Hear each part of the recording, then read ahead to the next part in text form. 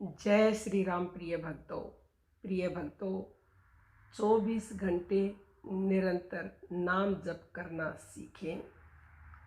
यदि आपने यह सीख लिया तो आपकी कोई भी मनोकामना हो वो भी पूरी होगी और आप परमात्मा को भी प्राप्त कर लेंगे, क्योंकि परमात्मा को प्राप्त करने के बाद मनोकामनाएं तो कुछ भी नहीं है, वो तो अपने आप ही स्वतः ही सब पूरी हो जाती हैं और उसे पाने के बाद वास्तव में कोई मनोकामना बाकी भी नहीं रहती है।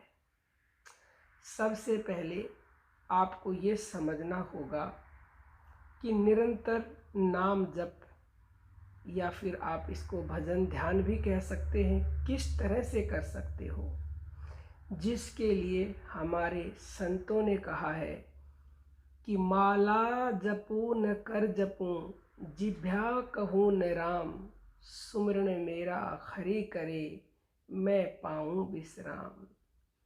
अर्थात माला से भी ना जप करूं, जीभ से भी जप ना करूं, और सुमरण मेरा हरि करे, मैं पाऊँ विश्राम। अर्थात आपको सुमरण करने की आवश्यकता नहीं, वो सुमरण भी आपका हरि करेंगे, लेकिन पहले आप करेंगे हरि का भजन और फिर हरि आपका स्वयं करेंगे। यानी आप जब सो जाएंगे, आप जब काम करते रहेंगे तो आपका नाम अपने आप ही होता रहेगा। जिसके लिए कबीर साहब ने कहा है, सुमरण सुरत लगाई के, मुख से कछु न बोल, बाहर के पट देई के, अंदर के पट खोल।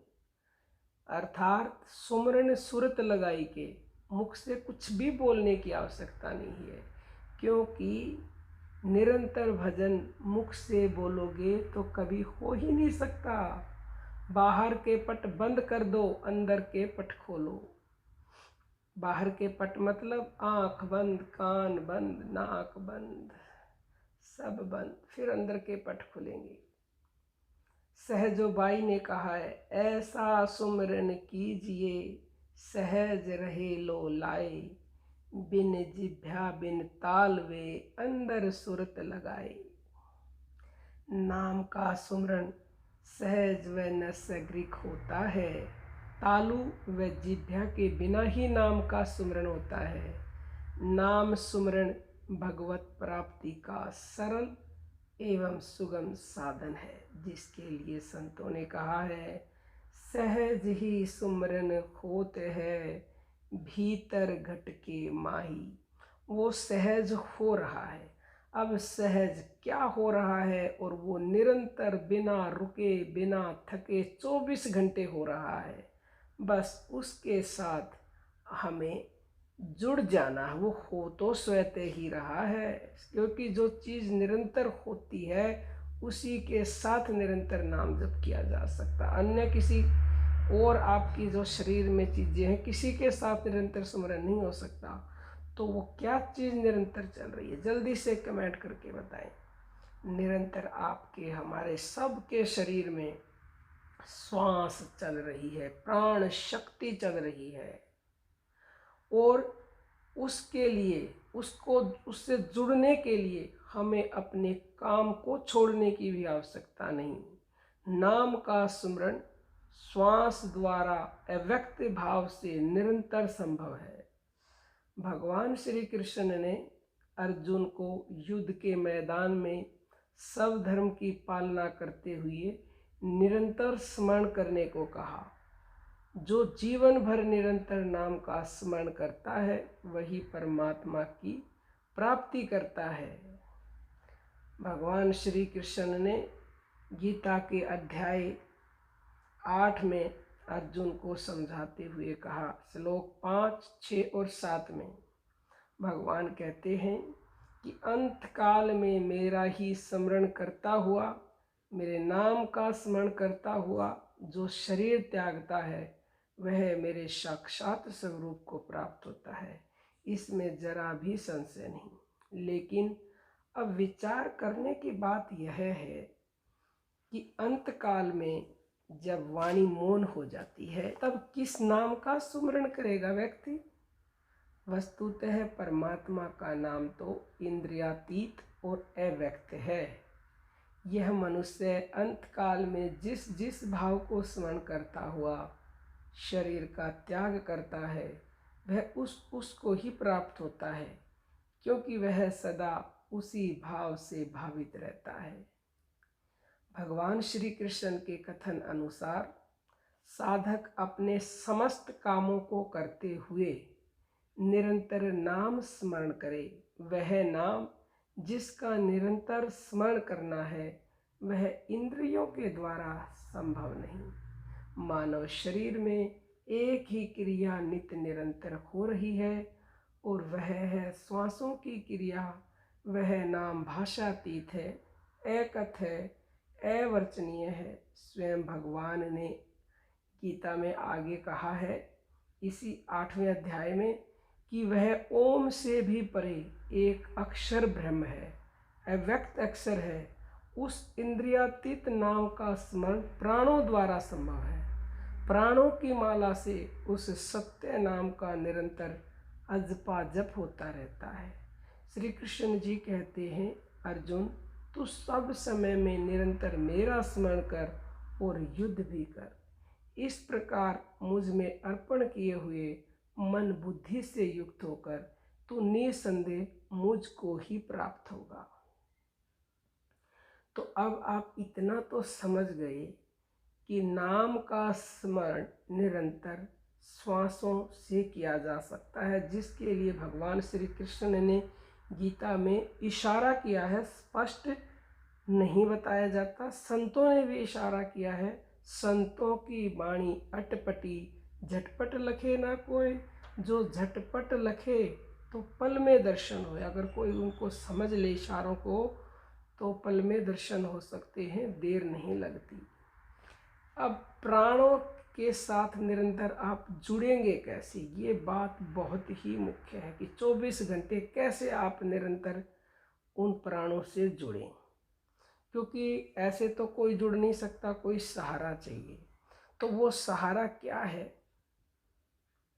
जो हमारी कुंडलिनी महाशक्ति है। कुंडलिनी महाशक्ति, ध्यान दीजिए, कुंडलिनी महाशक्ति से जो हमारे प्राण है, जो हमारी प्राण वायु है, कुंडलिनी शक्ति से वह ऊपर जाती है और फिर ऊपर से वही नीचे आती है। उसको अजपा गायत्री कहा जाता है। उस प्राण वायु को, उसी को अजपा मंत्र कहा जाता है, उसी को अजपा महाविद्या कहा जाता है और इसको आध्यात्म विद्या भी कहा जाता है, प्राण विद्या भी कहा जाता है।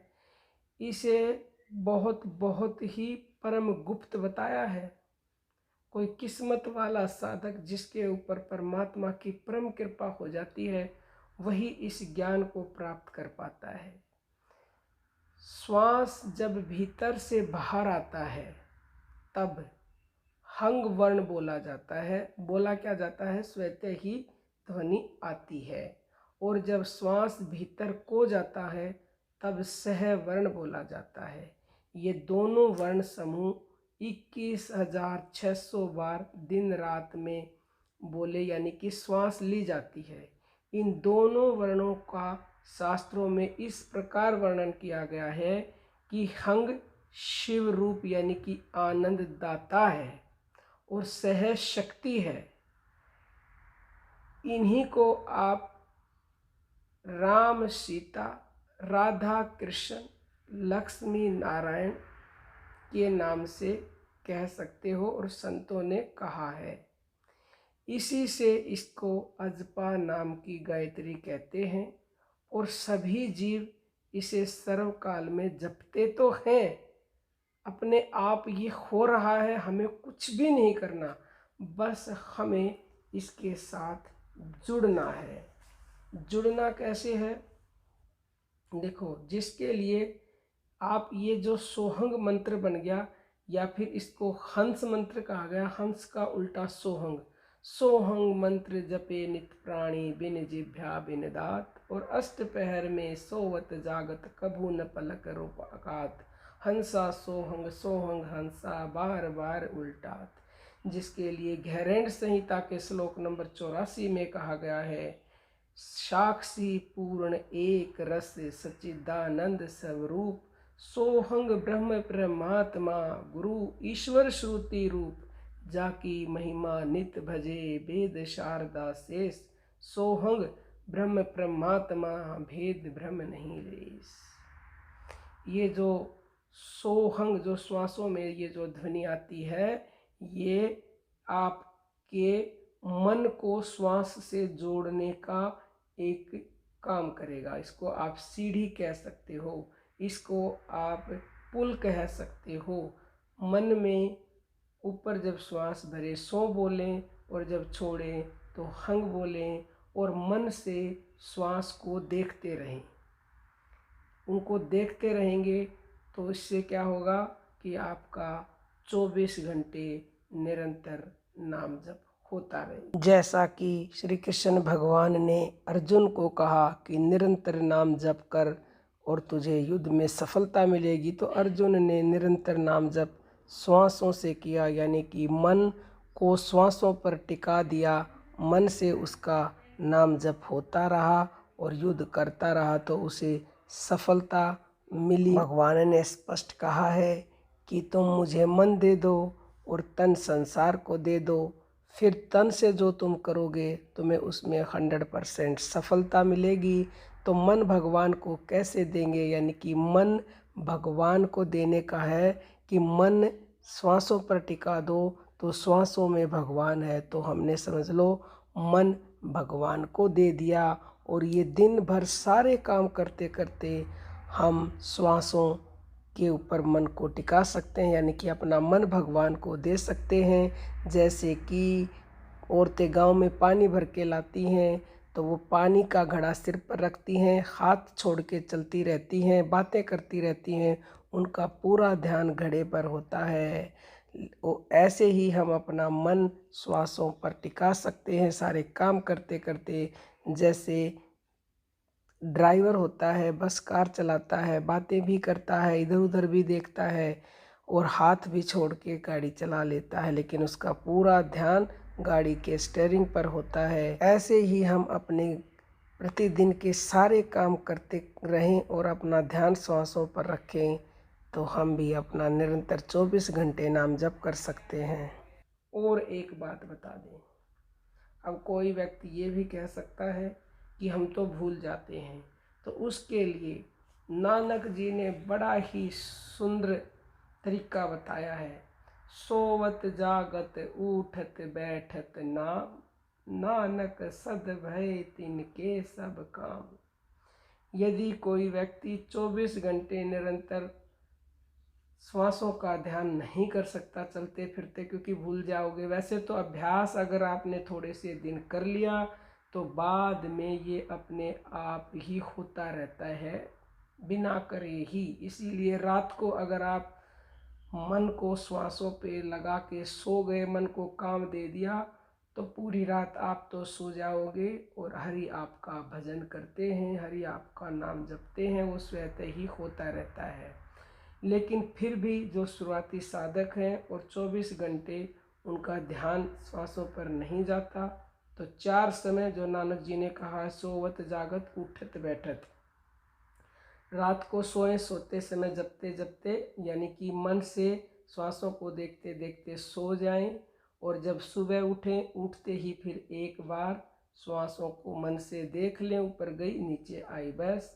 फिर जितनी देर खड़े रहेंगे खड़े रहो, खड़े होते ही एक बार देख लो, फिर चलते फिरते रहो, फिर ऐसे ही जब बैठने लगो जब देख लो, ऐसे। यानी कि सोवत जागत उठत बैठत चारों समय एक बार अपनी श्वास को ऊपर जाती को नीचे आती को देख लिया, मन में सो और हंग बोल दिया, तो समझ लो आप जितनी देर सोओगे, जितनी देर बैठोगे, जितनी देर खड़े रहोगे, उतनी देर आपका नाम जप अपने आप ही होता रहेगा। तो ऐसे 24 घंटे में 4 ही काम करते हैं, या आदमी खड़ा होके करेगा, या बैठ के, या सो के, या फिर सोवत जागत उठत बैठत, या फिर जागते समय, 4 ही काम होते हैं।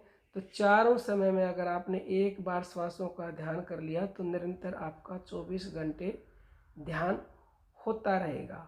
और सुन लो जो व्यक्ति सोहंग मंत्र को नहीं जानते, सोहंग पर जिनका विश्वास नहीं है, उनका मन नहीं टिकता, तो उनके जो भी इष्ट हैं, कोई राम को मानता है, कोई कृष्ण को मानता है, कोई शिव को मानता है, तो ऊपर जाती श्वास में आधा भगवान का नाम, जैसे ऊपर में रा और छोड़ती में मैं, ऐसे ही किसी भी नाम का आप आधा हिस्सा ऊपर में और आधा नीचे में करके अपनी श्वासों का ध्यान करना शुरू करें, तो निश्चित तौर से श्वासों को देखते देखते आप उस शक्ति तक पहुंच जाओगे जो इन श्वासों को चला रही है।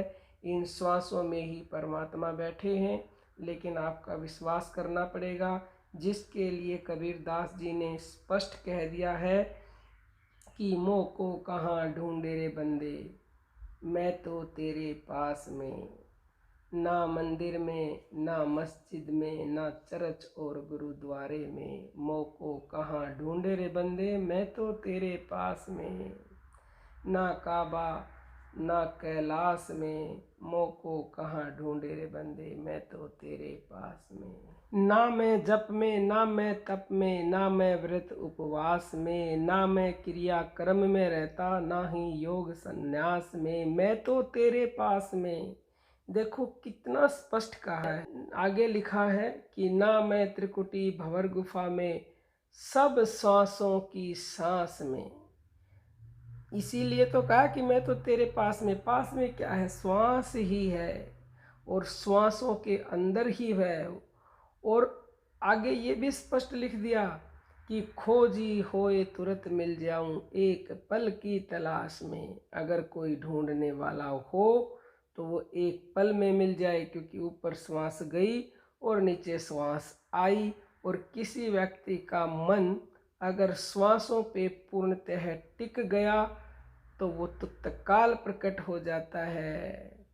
इसीलिए तो कहा है कि भगवान एक पल में मिल जाते हैं, लेकिन ढूंढने वाला होना चाहिए। तो आप भी अपनी श्वासों को देखें, मन से देखें। आशा करते हैं कि आपको ये वीडियो अवश्य ही पसंद आएगी और आप श्वासों का भजन निरंतर 24 घंटे ज़रूर करेंगे। कोई भी आपका प्रश्न हो कमेंट कीजिएगा। जय श्री राम प्रिय भक्तों।